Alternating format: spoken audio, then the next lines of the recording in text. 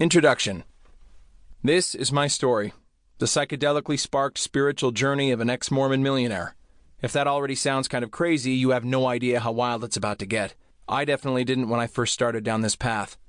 If you picked this up thinking it was just another boring, enlightening self-help book, you're in the wrong place. I've read so many of them and have nothing earth-shattering or groundbreaking to add to the genre. At this point, I end up putting those books back on the shelf after 2 paragraphs anyway because they all sound the same.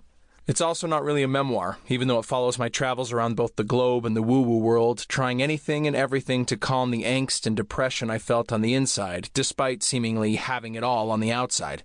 I did astrology, biofeedback, biohacking, Burning Man, cryotherapy, crystals, ecstatic dancing, EMDR, energy work, flotation tanks, flow camp, holotropic breathwork, intermittent fasting, meditation, healing psychedelic plant medicine ceremonies with 5-MeO-DMT, ayahuasca, MDMA, and psilocybin, psychics, Reiki, shamans, silent retreats, sound baths, spiritual coaching, sweat lodges, Wim Hof method, yoga, so much yoga, at home and in Bali.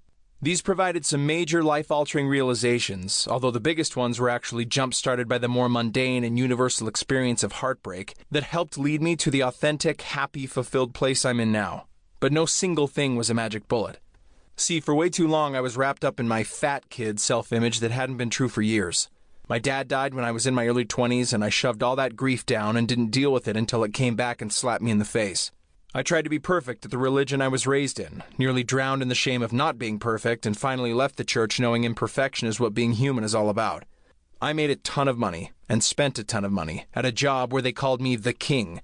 But that didn't stop me from having suicidal thoughts and wanting a Corvette speeding by to kill me so I wouldn't have to do it myself. I basically had to lose everything I ever thought defined me before I could redefine myself and my life on my own terms. It was hard, and it was painful, but nothing has ever been more worth it. Whatever your story is, I'm guessing you wouldn't be reading this book unless you were carrying around a similar seed of unhappiness that doesn't seem to go away no matter what you do. Maybe you've even dabbled in meditation, mindfulness seminars, and millionaire masterminds, trying to get rid of it. If you feel like any of that is helping, by all means, keep doing it. But after everything I tried, I know one thing for sure. If you still don't feel healed, alive, and excited about your existence, it's time to give something new a shot. As author and astrophysicist Neil deGrasse Tyson once said, "It's easier to be told by others what to think and believe than it is to think for yourself." So I'm definitely not here to tell you what to think. Instead, I want to offer you some tools that can help you think for yourself and let go of the same old ideas that got you here in the first place. Hopefully, my story will inspire you to make changes of your own and spark a new zest for loving, enjoying, and fully participating in your life. I don't claim to be an industry know-it-all. I'm a certified meditation teacher, but I'm not a therapist with a bunch of fancy degrees hanging on my wall. To be honest, I was a finance major. So what makes me qualified to teach you how to live more deeply and enjoy life more fully? Because I have been in the cave. I've squandered the money, dealt with the body shame, felt the guilt, lost the person closest to me, suffered the sexual abuse, went through the religious existential crisis, had my heart broken, contemplated suicide, and been on the verge of a public freakout. If you find yourself in your own cave, no matter what the reason, this book provides a flashlight and map out of there. It will help you emerge from the darkness, ditch those anxious thoughts, and foster a calm mindset for a change. In sharing my story, I hope to leave you with a few insights that will help quiet the voice inside your head, ease your constant restlessness and angst, and uncover the subconscious stories that may be secretly guiding your life. I want to give you the opportunity to find a new path and the courage and permission to be your truest, most authentic self.